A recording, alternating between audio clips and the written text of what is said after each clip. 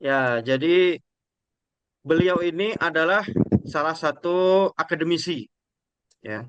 Salah satu akademisi, salah satu praktisi, khususnya dalam fikih Islam dan dalam beberapa banyak hal berkaitan dengan ekonomi, ya. Terlebih khusus dengan ekonomi Islam. Nah, kami di sini mengucapkan terima kasih Ustadz Ya, sama-sama. sudah berkenan hadir, ya. Nah, langsung saja. Jadi sekarang kita akan membahas salah satu pembahasan yang sedang panas. Di mana sekarang kondisi ini kan rakyat sedang dinaikkan ya pajaknya.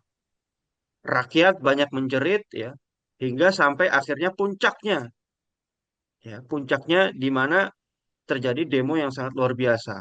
Ya, karena ketika pajak dinaikkan justru anggaran yang diambil tersebut tidak kembali kepada kesejahteraan masyarakat. Nah, makanya sebetulnya pendapat host pribadi ya, pendapat saya pribadi, kerusakan atas demo yang kemarin ya, itu tidak 100% merupakan akibat dari rakyat ya. Kenapa? Karena yang memicu rakyat itu marah adalah kebijakan dari pemerintah Pemerintah. itu sendiri. Nah, antum setuju kira-kira enggak, Ustaz? Setuju kan? Setuju. Oh, Nggak setuju murni ya.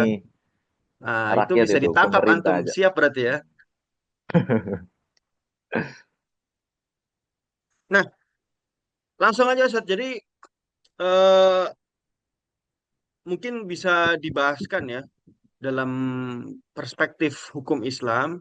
Yang pertama, bagaimana pandangan syariat Islam terhadap pajak? Ya, apakah pajak itu ada dalam Islam? Terus kemudian apakah dia wajib kalau ada misalnya kira-kira bagaimana posisinya pajak dalam perspektif hukum Islam? Silahkan, Ustaz. Saya akan mengambil definisi berkaitan dengan pajak ya. Nah, sebelumnya, kita berangkat dari definisi dulu ya. Saya catat ya, Ya, biar nyambung. Nanti kita masuk ke tadi pertanyaan.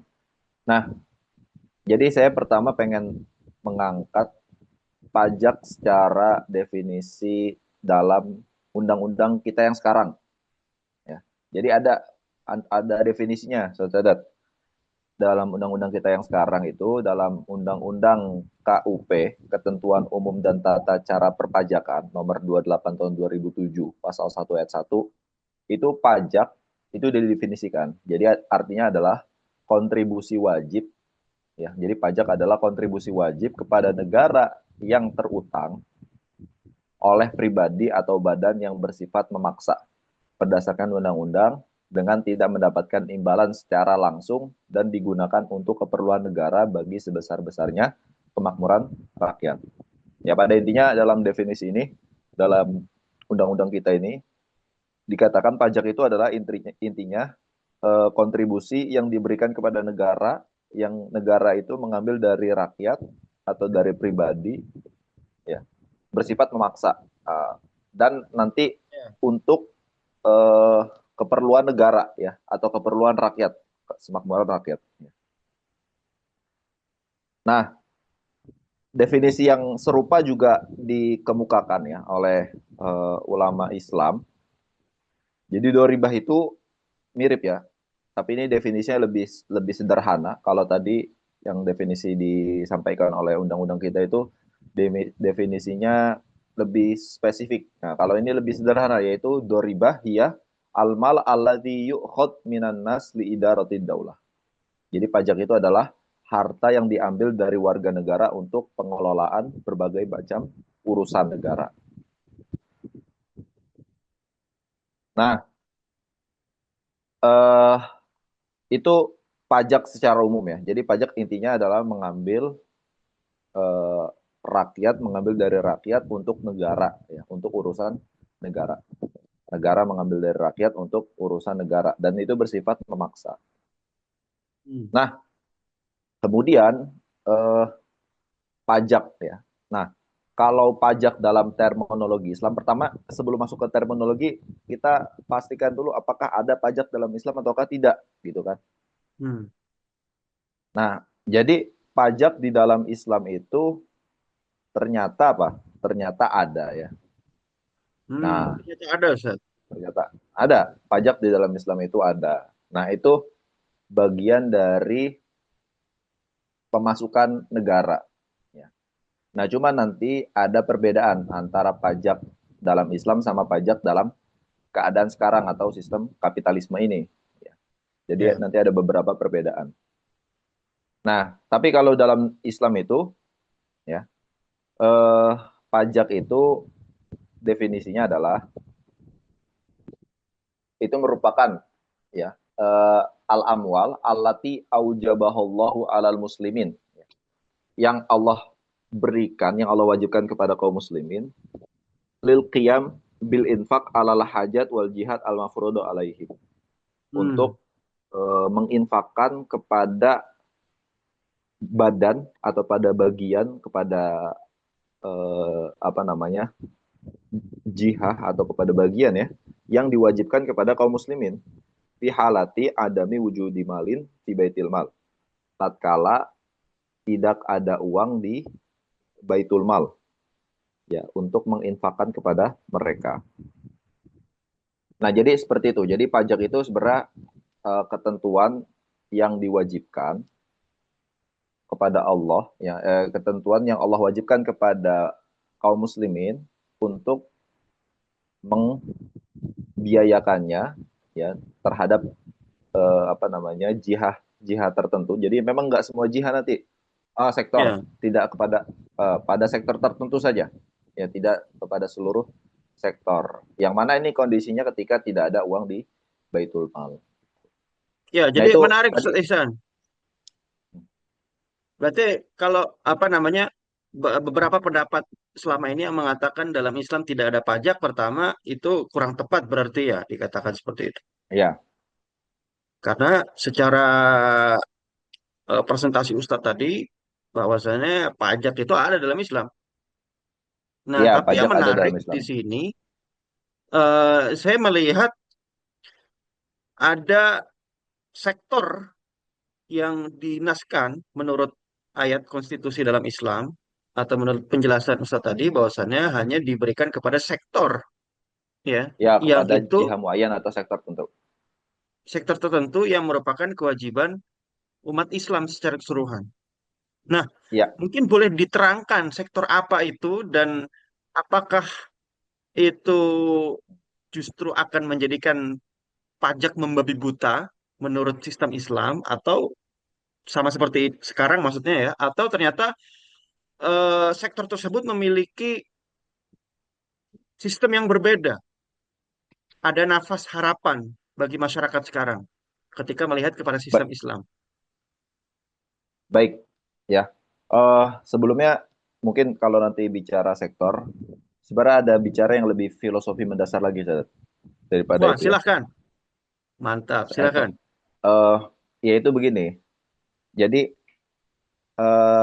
pertanyaannya kan, pertanyaannya, kenapa negara sekarang ini itu sering banget mengambil pajak, ya, atau sering Iya, banget eh 80% pendapatan ya negara sering, bersumber dari pajak. sering banget menaikkan pajak gitu kan. Nah, Ya karena tadi antum sudah sampaikan itu, karena pajak itu merupakan sumber pemasukan utama dalam keadaan sekarang. Tadi sampai 60, 70, 80% kan. Dan memang ya. itu jadi pemasukan utama gitu. Makanya wajar ketika pajak itu merupakan bahan yang sering sekali digunakan untuk tadi, untuk apa namanya, untuk mengambil ya, bahan yang Nah, digunakan apakah Islam untuk. berbeda?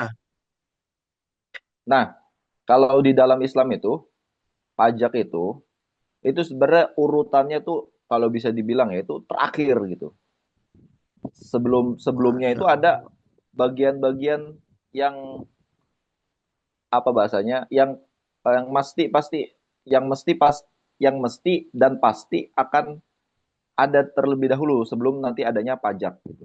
Seperti apa contohnya? Sumber daya alam ya. Sumber daya alam itu di dalam Islam akan diperuntukkan untuk sebesar-besarnya kemakmuran rakyat ya.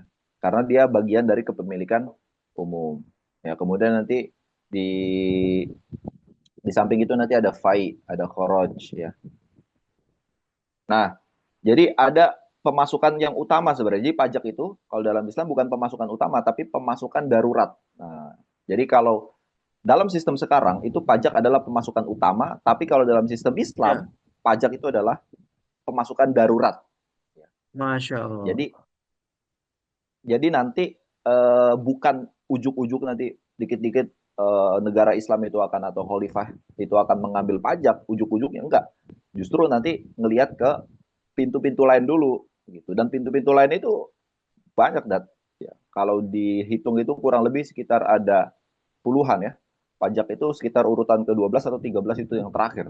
Nah, kalau Oh, dalam sistem sekarang pajak itu pintu pertama itu langsung. Ustadz, ini antum berarti rancangan sumber pemasukan konkretnya apakah sudah pegang, sudah siap? Sudah siap, dat. Itu disediakan ya di kitab Al-Amwal di Daulah Al-Khilafah itu Masya ada Allah. semua pemasukan yang mesti diambil oleh negara nantinya. Apakah dokumen Nah, tersebut siap jadi sekarang itu ini? siap siap sekali, Zat. Ini saya pegang. Oh, Oh, segera, segera berarti. Mohon diterangkan. Tadi menarik ya. Tadi kan secara angka pajak baik. itu masuk kepada pemasukan urutan ke-12 kalau nggak salah Ya, ya. ya Mungkin bisa kita disebutkan bacakan dari ya awal. pemasukan dalam Islam ya. Nah, Hmm. jadi dalam Islam itu ada yang namanya Baitul Mal. Ya, Baitul Mal itu gambaran sederhananya dia itu mengurusi APBN dan juga mengurusi moneter. Ya. Jadi kalau kalau kalau gampangnya bahasa sekarang itu gabungan antara Bank Indonesia dengan Kementerian Keuangan. Nah itu Ya, dua lembaga itu jadi satu. Nah itu jadi Baitul Mal tuh. Nah eh nih pemasukan dalam Islam itu. bisa dipaparkan ya, Ustadz Ihsan, Nah ini lihat, secara ini lihat. secara Nah masukannya itu ini apa nih saja kira-kira? ini ada 12 ya, ada 12 pemasukan di dalam. Ada 12. eh, ya nih saya sebutkan ya. Yang Oke, pertama itu ada Anfal, Gonaim, Walfai, Wal Khumus. Itu pertama. itu yang pertama. Kemudian yang pertama, kedua itu ada Khoroj. Yang pertama Ketiga itu mungkin ada bisa didetailkan, Ustadz. Yang pertama ada anfal. Maksud dari anfal itu Anfal. apa? Anfal itu rampasan perang, harta rampasan Hmm. perang. Jadi dalam Daulah Islam nanti akan melakukan futuhat. Ketika futuhat itu nanti ada Penaklukan, harta-harta yang ya. harta-harta yang ditinggalkan ya oleh tentara sebelumnya. Nah itu menjadi bagian dari eh, pemasukan negara. Kemudian yang kedua Hmm. ada khoroj. Khoroj itu adalah tanah yang ditaklukkan dengan perang ya atau dengan perjanjian berdasarkan kesepakatan nanti. Kemudian yang ketiga itu ada jizyah. Ya, jizyah itu adalah harta yang diberikan dari non muslim yang dia mau tunduk di bawah hukum Islam. Nah, itu nanti Di jizyah itu bawah pemerintahan diambil Islam. di bawah khilafah ya, di bawah pemerintahan Islam. Kemudian itu dibayar setahun sekali dan itu hanya kepada laki-laki yang mampu. Kalau nggak mampu Oke. nggak diambil. Kemudian dan itu tapi ada kompensasinya. Kompensasinya dia akan mendapatkan jaminan ya dan hak-hak sebagaimana kaum muslimin mendapatkan jaminan dan hak-hak gitu. Loh, Kemudian yang ketiga padahal ada ini adalah sistem pemerintahan Islam. itu Islam itu begitu dat. Pemerintahannya itu kan Islam itu agama untuk seluruh alam ya, untuk seluruh manusia Ini sehingga hanya klaim Anda saja supaya supaya sistem Islam ini terlihat bagus atau memang berdasar ini. berdasar Quran dan Sunnah ya tentunya ya. Dalam Quran disebutkan wa ma arsalnaka illa rahmatan lil alamin. Ya Islam itu menjadi rahmat bagi seluruh alam ya. Hmm. Dan dalam banyak hal ya dalam hadis juga disebutkan sebutkan berkaitan dengan bagaimana eh, Khalifah Umar saat itu, ya, ini dalam riwayat dalam Khalifah Umar ya, dalam athar itu ketika mendapatkan laki-laki tua ya Yahudi, kemudian dia tidak mampu lagi membayar jizyah, itu Umar bebaskan, ya. Nah, sehingga apa namanya tidak diambil jizyah, tetapi tetap diberikan kepadanya berbagai macam kebutuhan yang dibutuhkan, ya, mulai dari kebutuhan individu atau kebutuhan masyarakat. Nah, kalimat anyadin itu bimakna Yang dalam ankudrotin. ayat Nah, ya. jadi An dalam ayat yadin ya, wahum hatta sagirun. yu'tul Yang berbicara jizyata tentang an yadi pembayaran wahum jizyah. sagirun. Ya, itu kalimat anyadin itu bimakna ankudrotin. Nah, itu kalau misalkan dia tidak kudro maka tidak diambil. Nah, kemudian yang keempat, yang tadi jizyah ya, nanti mungkin ada pertemuan Tadi tersendiri lah ketiga dengan jizyah, jizyah. ya. Ketiga jizyah, keempat itu ada milkiyah ama bi anwa'iha. Ya, ada kepemilikan umum. Kepemilikan hukum ini ada tiga jenis. Ada kepemilikan umum yang sumber daya alam tak terbatas, yang tadi ya, seperti emas, ya. Kemudian tambang-tambang lah. Kemudian Ya. ada eh, kepemilikan umum yang dia itu bentuknya tidak bisa dimiliki oleh individu, seperti laut, Hmm. ya, gunung. Itu kan tidak bisa dimiliki oleh individu, eh, bentuk dari ininya, bentuk dari apa namanya itu, dari pembuatannya lah. Nggak mungkin kan individu memiliki gunung, nggak mungkin individu memiliki laut. Hmm. Berarti dalam Islam, Islam memiliki hukum yang melarang hauza, melarang privatisasi kepemilikan eh, sesuatu tersebut, seperti sungai dan Iya, laut. makanya kepemilikan dalam Islam itu ada tiga kan, ada milik umum, milik individu, sama milik negara. Dan itu dikelola Nah, kemudian menjadikan pemasukan yang berada di bawah eh, subbagian kepemilikan umum ya. Nomor 4 tadi ya. ya, ya. Kemudian itu kan nanti ada yang terakhir itu ada kepemilikan umum, ada tiga jenis tuh. Kemudian yang terakhir itu ada yang namanya segala kebutuhan yang diinikan oleh hajat ya, yang dibutuhkan oleh hajat orang banyak, seperti Contohnya, air ya, energi ya, padang gembala, listrik, gas. Nah, itu dibutuhkan kan oleh banyak orang. Nah, itu termasuk hmm, kepemilikan umum gitu. Itu yang keempat. Kemudian yang kelima itu ada harta-harta yang dimiliki oleh daulah ya, dari tanah, bangunan, dan fasilitas-fasilitas umum. Kemudian contohnya saat. itu yang kelima ya. Yang keenam itu ada usyur. Usyur itu zakat pertanian. Ya, gitu. Kemudian yang ketujuh itu ada malul gulul minal hukam. Nah, ini harta-harta korupsi itu nanti disita, masukkan ke negara, jadi pemasukan negara, karena ini harta yang Masya Allah. tidak ini kan ya, harta penyimpangan ya, harta khianat. Jadi undang-undang dalam Islam yang mengatur agar harta-harta bermasalah dimiliki pejabat itu sudah ada sebetulnya. Ya, undang-undang yang mengatur berkaitan dengan harta-harta yang bermasalah ya tadi ya. Nah, nanti harta yang bermasalah seperti korupsi ya, atau harta Suap. gratifikasi ya, suap ya kan, dan Masya seterusnya, itu Allah. itu ada aturannya. Kemudian ada humus rikas wal ma'adin, yaitu seperlima dari seorang itu nemu harta karun. Nah, kalau nemu harta karun, nah itu seperlimanya jadi kepemilikan daulah, 4/5-nya Hmm. masuk ke kantong pribadi. Ya. Yang dikenal Kemudian dengan ada zakat humus itu saja. zakat humus. Ya, sebenarnya bukan zakat sih, Sadat, ya. Dia Oh bukan. humus ya, hitungannya humus. Bukan. Ya, meskipun sebagian fuqaha itu ini kan mengambilnya seperti zakat ya. Cuman Ketika ini seorang humus. melakukan menemukan suatu komoditas dalam timbunan tanah, Ya, maka dia wajib mengeluarkan seperlima dari nilai barang tersebut untuk 1/5. diberikan kepada Iya, negara ya. iya. Kalau zakat kan dia 2,5 ya, dua Iya. koma lima. Nah, ini 1/5.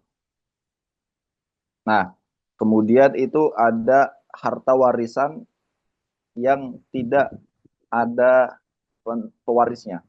Jadi Hmm. harta orang yang tidak memiliki warisan, apa ya? Harta yang mal man la warisalahu, ya, harta yang tidak ada pewarisnya.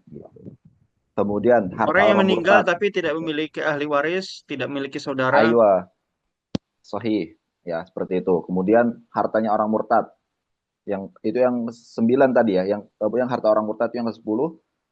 Kemudian yang ke-12 itu ada zakat, ya. Nah, Hmm. terakhir itu ada doroib atau pajak tadi. Nah, jadi ada 12. Nah, kalau dalam sistem sekarang itu hanya satu, pajak. Dan itu udah 70 atau 80%. Nah, kalau dalam Islam itu doroib Tidak, itu Ustaz. Mungkin ada tiga sebetulnya. Ada tiga pemasukannya tetap untuk di sistem di pemerintahan modern sekarang, sekarang. Ya, ya, pariwisata, utang luar negeri, sama pajak. ya. Cuma memang pajak itu dominan. Nah, apa Porsinya besar. yang bisa diusung oleh Islam? Ya kan, ini kan baru antum baru membahaskan ada 12 pintu masuk. Ya, apa jaminan Islam itu Nah, mengatakan bahwasannya yang ke-12 ini tidak akan mendominasi. Jangan-jangan nah mendominasi. tadi, jadi tadi yang soal sebelum ini kan disampaikan tadi ya, bahwasanya eh, pajak itu ada dalam Islam. Ya, ada. Berarti sama aja dong, sama zaman sekarang. Nanti kan konsekuensi berpikirnya gitu takutnya. Kita katakan beda. Justru pajak itu urutannya nomor 12. Kalau sekarang pajak itu urutannya nomor nomor satu, ya. Selebihnya yang utang luar negeri dan pariwisata itu kecil itu pendapatannya, ya. Tidak sampai berapa persen, ya. Paling mendominasi itu adalah pajak. Jadi nggak ujuk-ujuk langsung pajak, tapi setelah sekian lama baru benar-benar udah nggak ada lagi, ya, baru pemasukannya dengan pajak. Nah, sampai di sini harus dipahami. Kemudian ketika pajak itu sudah berlaku, nah itu ada perbedaannya dalam sistem sekarang, ya. Tercatat ya. Dalam sistem sekarang Ya, itu pajak itu bersifat wajib, ya. Kalau dalam Islam itu sifatnya juga sama, wajib, ya. Nah, ini persamaannya dulu dah. Kalau dalam Islam pajak itu nanti untuk peruntukan eh, masyarakat, ya, untuk peruntukan negara. Sama dalam sistem sekarang juga untuk peruntukan negara atau peruntukan masyarakat, ya, meskipun kadang-kadang kita juga bingung juga tuh, negara atau masyarakat bagian mana yang mendapatkan eh, tadi ya, apa namanya, pajak itu, karena kita nggak merasakan itu mendapatkan fasilitas dari pembayaran pajak itu. kira-kira bisa dijelaskan nggak bagaimana mekanisme dalam hukum Islam pajak itu dipungut dan didistribusikan?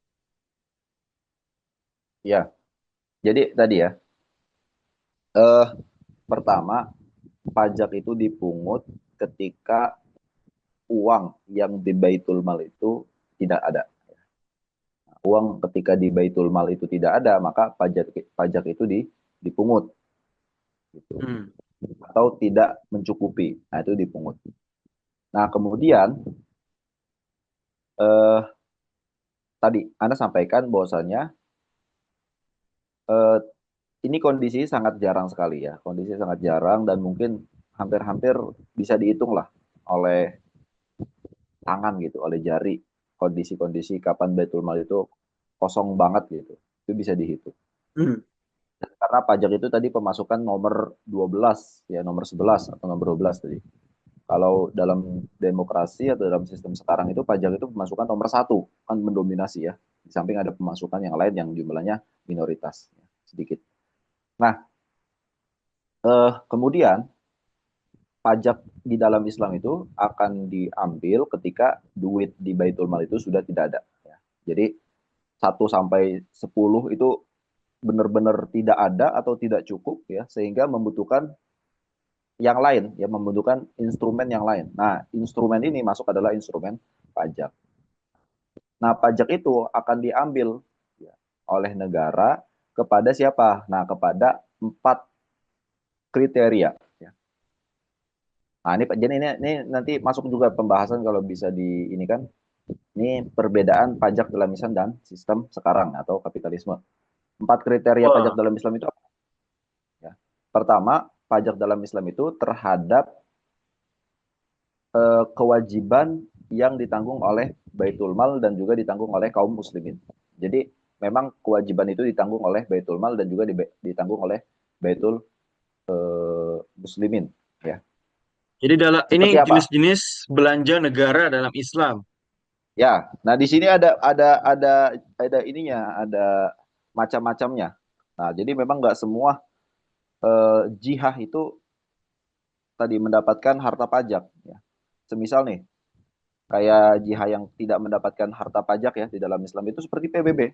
PBB itu nggak ada pajak di dalam Islam, ya, gitu.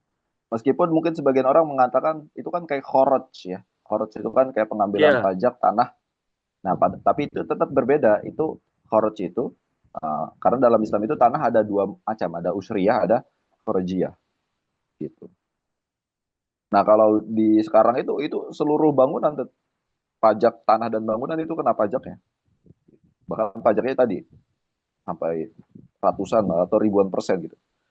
ya, sangat luar biasa. Nah nih, mungkin sebelum kita masuk ke rinciannya, tadi tentang 4 perbedaan pajak dalam Islam sama dalam sistem demokrasi, kita lihat dulu nih, apa-apa yang diwajibkan oleh Islam itu kan. Apa aja sih yang diwajibkan oleh Islam, sehingga kalau misalkan tidak ada nih ketika Daulah Khilafah atau Baitul Mal, maka akan diambil pajak. Sebentar ya. Sekitar, kalau Anda hitung nih ada 6 macam jenis. Jadi kalau tidak ada nih akan daulah mengambil pajak. Ya. Nah kalau selain ini Hmm. maka tidak akan diambil pajak. Meskipun tidak ada anggaran. Meskipun tidak ada, ditunggu sampai ada nanti anggarannya. Karena ketiadaannya itu tidak mengancam. Nah nanti ada, karena 6 hal ini ya, atau nanti berapa nih jumlahnya itu sekitar 6 hal lah kalau tidak salah. Itu kalau tidak ada itu mengancam keberadaannya.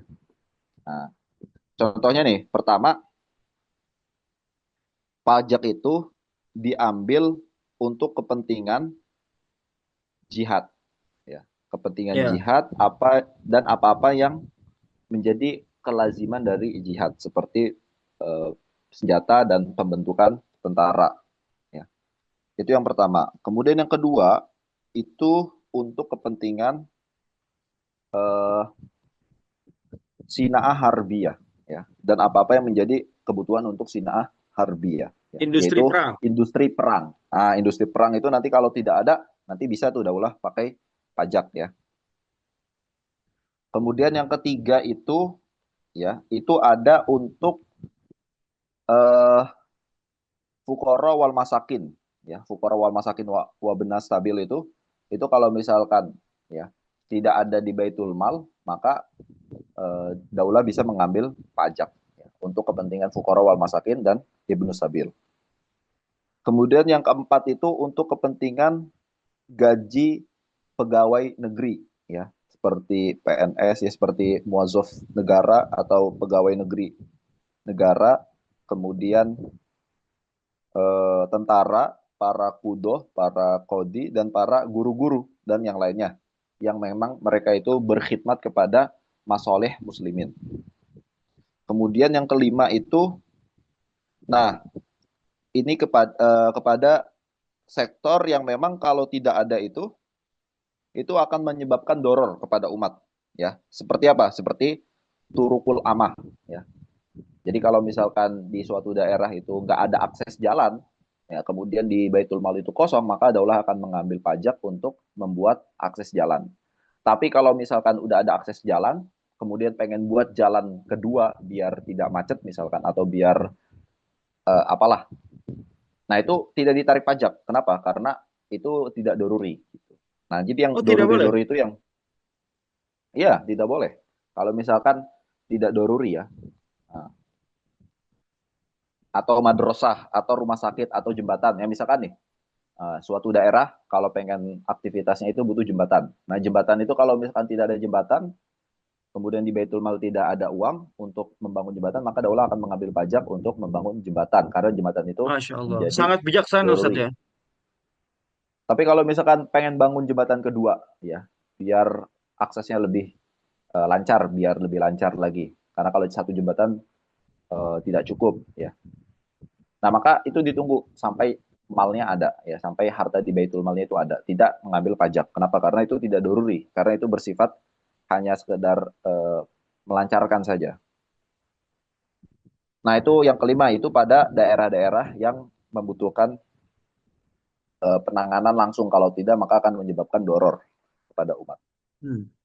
Kemudian yang terakhir itu yaitu ketika ada hawadis toria minal majaat wazalazil dan tufan, yaitu peristiwa-peristiwa yang inilah insidental seperti adanya kelaparan, adanya uh, banjir bandang dan adanya gempa bumi, ya. Nah, kondisi-kondisi demikian kalau misalkan ya tidak diperbaiki segera, maka akan menyebabkan doror juga kan kepada umat Ya. sehingga butuh penanganan langsung. Nah, ini penanganan langsung bisa dengan pajak. Nah, hanya 6 saja dat, kalau di kitab ini, ya.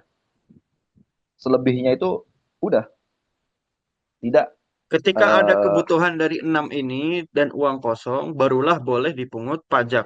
iya, boleh Selain dipungut dari pajak. kepada enam keperluan ini, berarti tidak boleh dipungut pajak.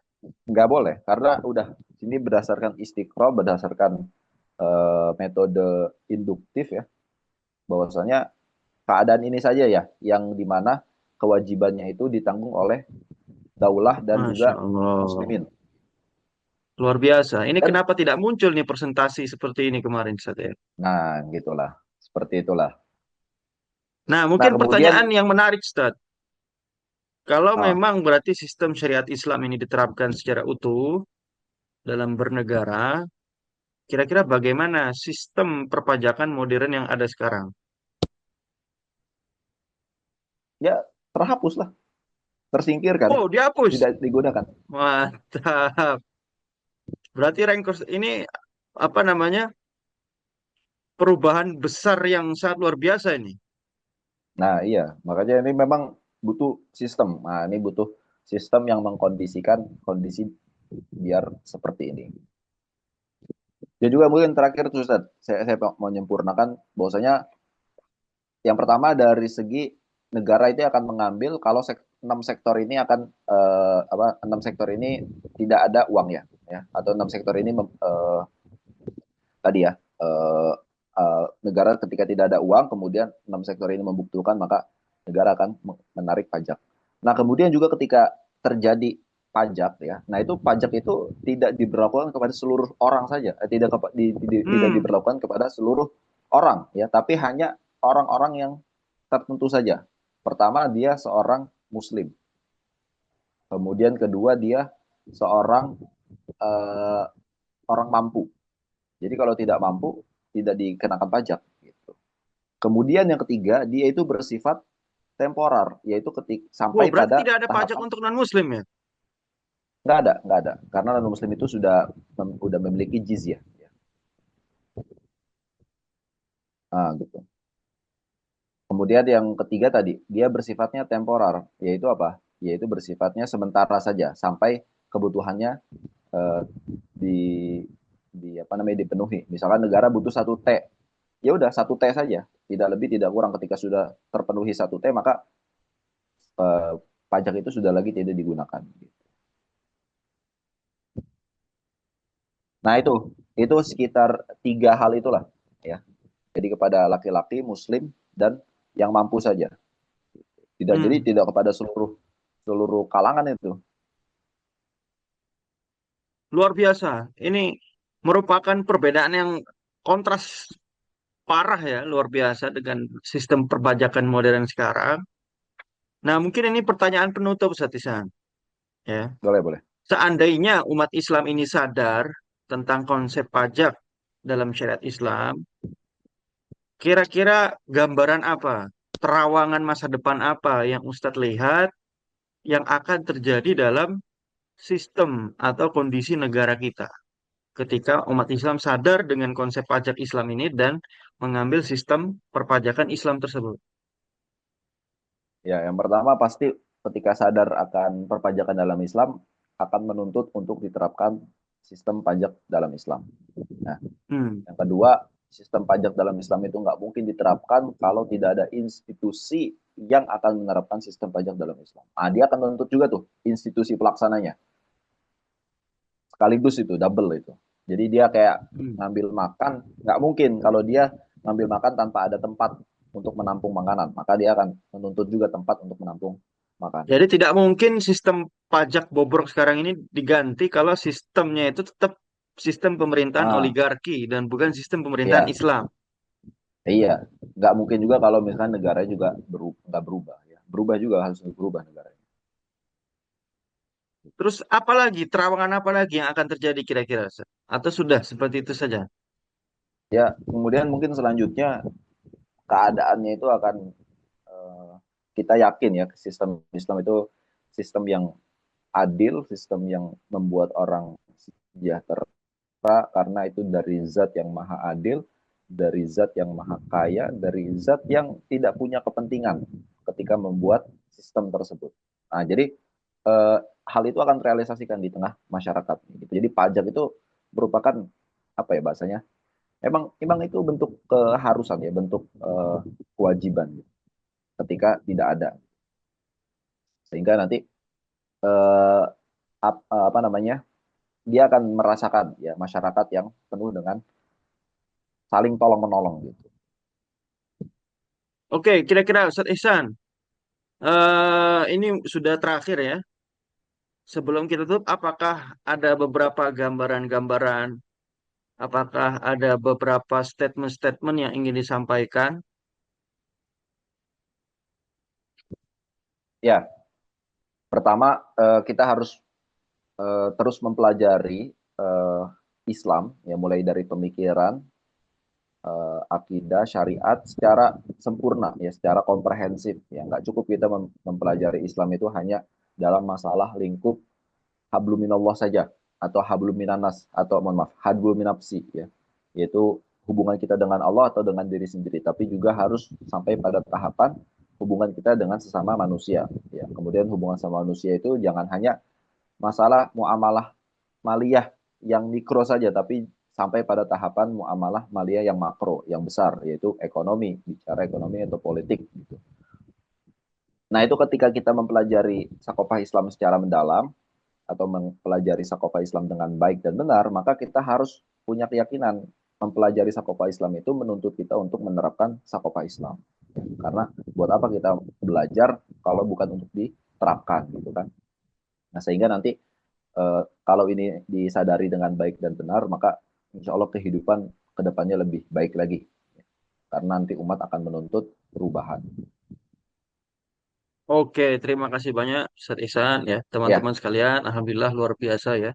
Kita telah mendapatkan ulasan yang pertama bahwasannya pajak dalam Islam yang pertama itu hanya bersifat temporal. Yang kedua iya, hanya dipuput dari orang Muslim saja. Ya, dan yang ketiga pajak tersebut itu hanya dalam beberapa sektor tertentu dan bukan seluruh sektor. iya, Dan dari sini kita bisa melihat bagaimana solusi dari salah satu sistem pengelolaan keuangan sesuai syariat membawa kesejahteraan kepada umat Islam bahkan kepada umat manusia secara keseluruhan. Oke, iya, ini terima kasih banyak kami sampaikan sama-sama. kepada Asad Ihsan. Insya Allah kita berjumpa di kesempatan berikut-berikutnya.